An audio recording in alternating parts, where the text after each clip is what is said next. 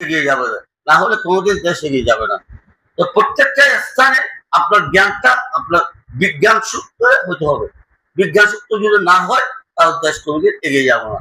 আশা করি আমরা যারা এখানে টিচার আছেন উনি আসছেন, ওনাকে সরকার একটা দায়িত্ব দিয়েছে, বর্তমান সরকার চাচ্ছে আমরা চাকরির পিছনে ঘুরবো না, চাকরি আমার পিছনে ঘুরতে হবে। এটা আমাদেরকে মাথা রাখতে এগিয়ে যেতে হবে। তো প্রত্যেকটা জায়গার মধ্যে আমাদেরকে মনে রাখতে হবে, প্রত্যেকটা স্থানে আমাদের সায়েন্স সিস্টেম, কারিগরি সিস্টেম, প্রত্যেকটা কথাবার্তার মধ্যে এটা রাখে কাজ করতে হলে, তাহলে আমাদের দেশ এগিয়ে যাবে। আমাদের মনে করেন আজকে আমরা একটা গরু রচনা লিখলাম, গরুর 4টে পা আছে, 2টি শিং আছে, 1টি রেস আছে, 2টি মুসলমান আছে।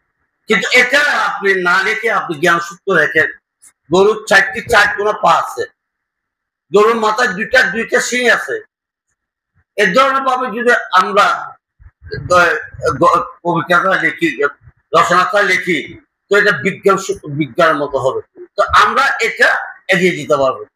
আপনার থেকে মনে করেন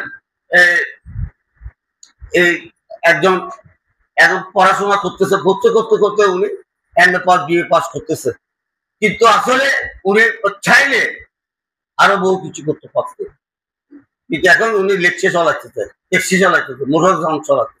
ওটা কেড়ে নেওয়ার জন্য একটা অশিক্ষিত মানুষেরা যাচ্ছে, একটা বিএ পাস ছাত্র, একটা ট্যাক্সি ড্রাইভার, ট্যাক্সি চালাবে, উনি ওনার শিক্ষাটা কোথা থেকে নিচ্ছে? আরেকজন ট্যাক্সিওয়ালার থেকে। উনি কিন্তু পাইপও পাস করেনি। যায় যে জায়গায় সে শিক্ষিত হইতে হবে। একজন লেকচারার তার জায়গাতে শিক্ষিত, একজন ট্যাক্সিওয়ালা তার জায়গায়, একটা মৎস্যজীবী, একজন জেলে তার জায়গাতে শিক্ষিত।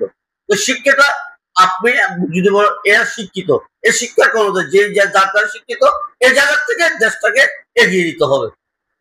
এই জায়গা থেকে যদি না নেন তাহলে আমরা এই দেশকে ধ্বংসের পথে যাব। সুষ্ঠু পরিকল্পনা দেশ ধ্বংসিত হচ্ছে, অপচয় সুষ্ঠু পরিকল্পনা হবে আমার দেশ আজকে ধ্বংসিত। কারণ আমাদের দেশে মনে করে 500,000 কেজি এক বছর পিএস লাগবে।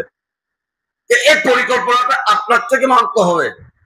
এটা কে বিবেচনা করে? যারা কারিগরি শিক্ষা শিক্ষিত, অর্থনীতি বিবেচনা করে এরাই করবে। কিন্তু আমি 10,000 কেজি পিএস নিয়ে আসলাম, তো 4,000 কেজি কফি গেল, তো বাজেটটা কোথায়? তো এই ধরনের আমরা চিন্তা ভাবনা করে আগামী দিন দেশ পরিচালনা করব এবং কারিগরি শিক্ষাকে কারিগরি শিক্ষাকে প্রাধান্য দিয়ে আমাদেরকে এগিয়ে যেতে হবে। সবাইকে ধন্যবাদ। আসসালামু আলাইকুম ওয়া রাহমাতুল্লাহি ওয়া বারাকাতুহু।